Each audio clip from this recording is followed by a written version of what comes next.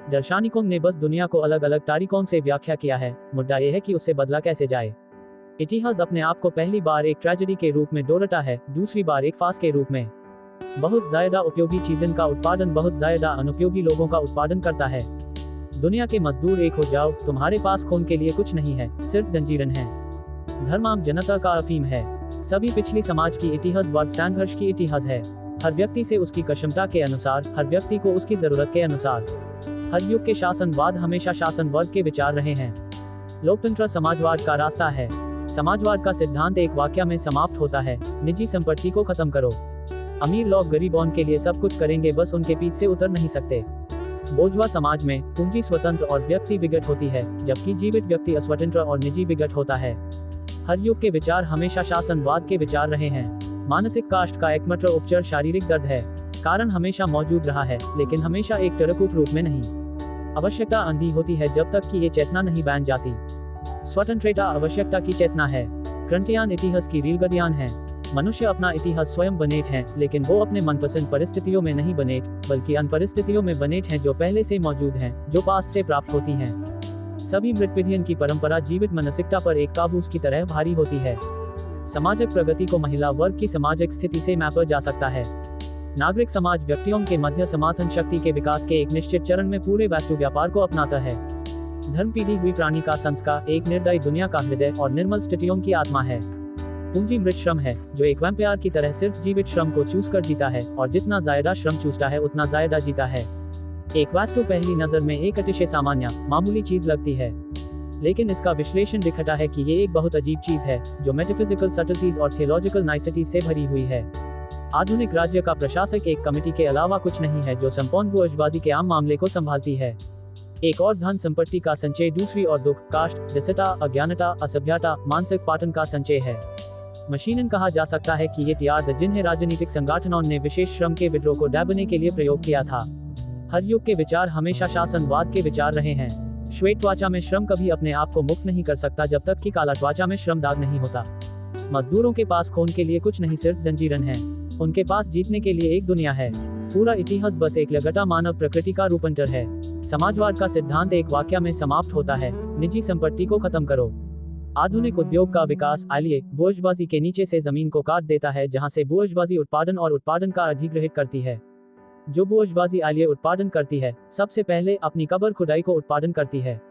मानव सबसे अक्षर शब्द में एक राजनीतिक प्राणी है, केवल एक समूह प्राणी नहीं, बल्कि एक ऐसा प्राणी जो स्वयं को सिर्फ समाज के बीच में व्यक्तिगत कर सकता है।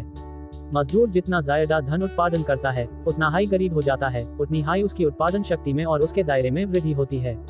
प्रेस की स्वतंत्रता की शर्त यह है कि ये एक व्यवसायिक ना हो।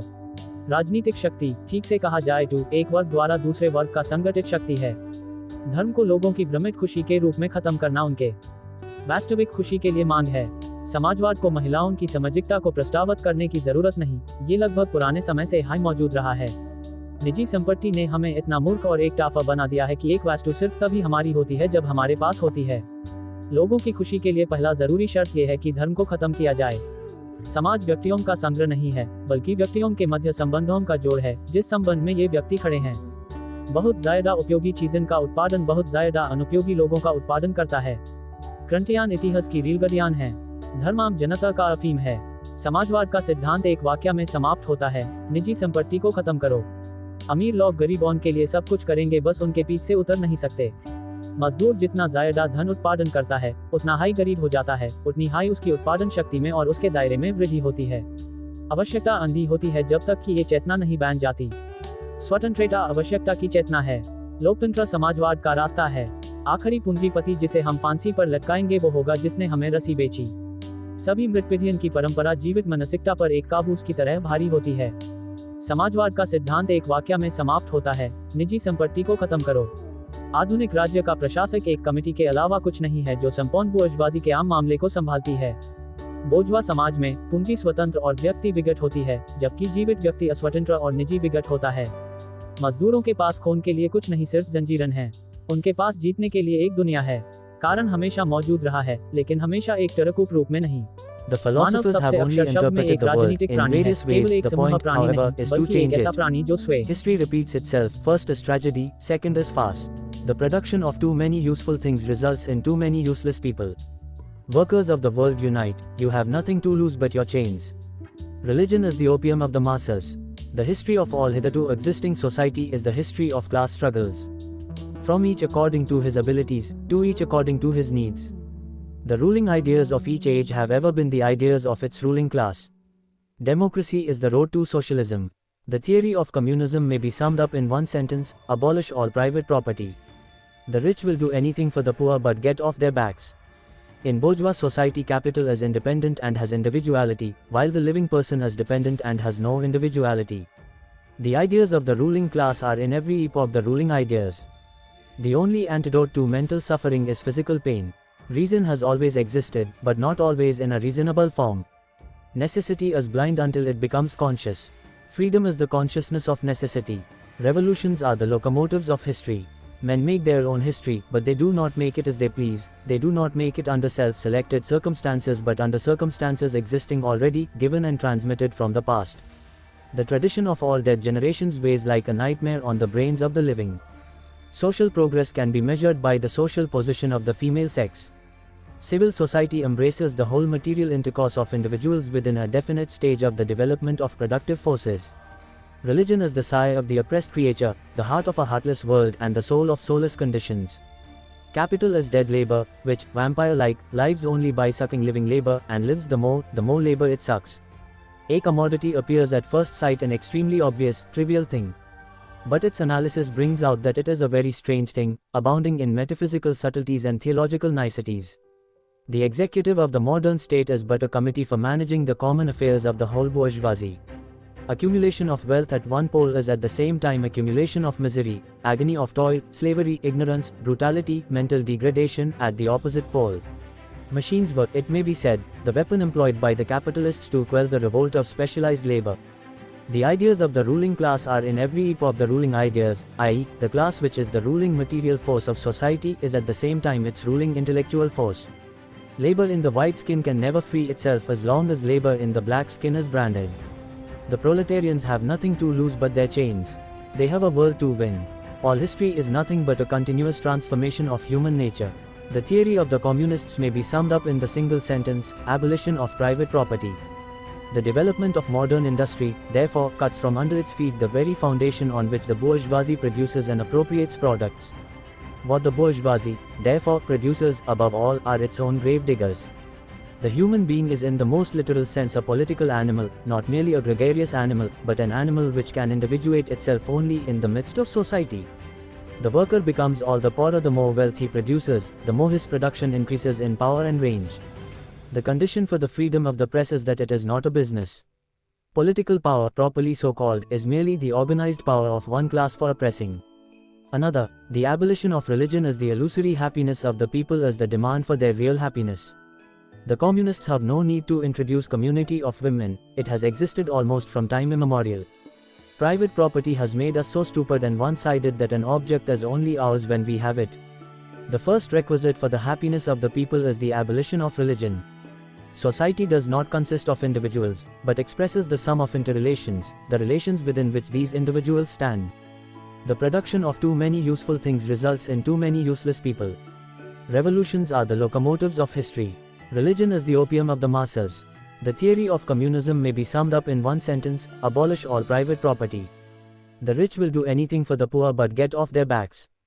The worker becomes all the poorer the more wealth he produces, the more his production increases in power and range. Necessity is blind until it becomes conscious. Freedom is the consciousness of necessity. Democracy is the road to socialism. The last capitalist we hang shall be the one who sold us the rope. The tradition of all dead generations weighs like a nightmare on the brains of the living. The theory of the communists may be summed up in the single sentence: abolition of private property. The executive of the modern state is but a committee for managing the common affairs of the whole bourgeoisie. In bourgeois society, capital is independent and has individuality, while the living person is dependent and has no individuality. The proletarians have nothing to lose but their chains. They have a world to win. Reason has always existed, but not always in a reasonable form. The human being is in the most literal sense a political animal, not merely a gregarious animal, but an animal which can individuate itself only in the midst of society. The ruling ideas of each age have ever been the ideas of its ruling class. Machines were, it may be said, the weapon employed by the capitalists to quell the revolt of specialized labor. The ideas of the ruling class are in every epoch the ruling ideas. The production of too many useful things results in too many useless people. Accumulation of wealth at one pole is at the same time accumulation of misery, agony of toil, slavery, ignorance, brutality, mental degradation at the opposite pole. The only antidote to mental suffering is physical pain. The philosophers have only interpreted the world in various ways. The point, however, is to change it. Men make their own history, but they do not make it as they please. They do not make it under self-selected circumstances but under circumstances existing already, given and transmitted from the past. Social progress can be measured by the social position of the female sex. The worker becomes all the poorer the more wealth he produces, the more his production increases in power and range. The theory of communism may be summed up in one sentence: abolish all private property. The ruling ideas of each age have ever been the ideas of its ruling class. The ideas of the ruling class are in every epoch the ruling ideas, i.e., the class which is the ruling material force of society is at the same time its ruling intellectual force. Labor in the white skin can never free itself as long as labor in the black skin is branded. The proletarians have nothing to lose but their chains. They have a world to win. All history is nothing but a continuous transformation of human nature. The theory of the communists may be summed up in the single sentence: abolition of private property. The development of modern industry, therefore, cuts from under its feet the very foundation on which the bourgeoisie produces and appropriates products. What the bourgeoisie, therefore, produces, above all, are its own grave diggers. The human being is in the most literal sense a political animal, not merely a gregarious animal, but an animal which can individuate itself only in the midst of society. The worker becomes all the poorer the more wealth he produces, the more his production increases in power and range. The condition for the freedom of the press is that it is not a business. Political power, properly so called, is merely the organized power of one class for oppressing another. The abolition of religion is the illusory happiness of the people as the demand for their real happiness. The communists have no need to introduce community of women. It has existed almost from time immemorial. Private property has made us so stupid and one-sided that an object is only ours when we have it. The first requisite for the happiness of the people is the abolition of religion. Society does not consist of individuals, but expresses the sum of interrelations, the relations within which these individuals stand. The production of too many useful things results in too many useless people. Revolutions are the locomotives of history. Religion is the opium of the masses.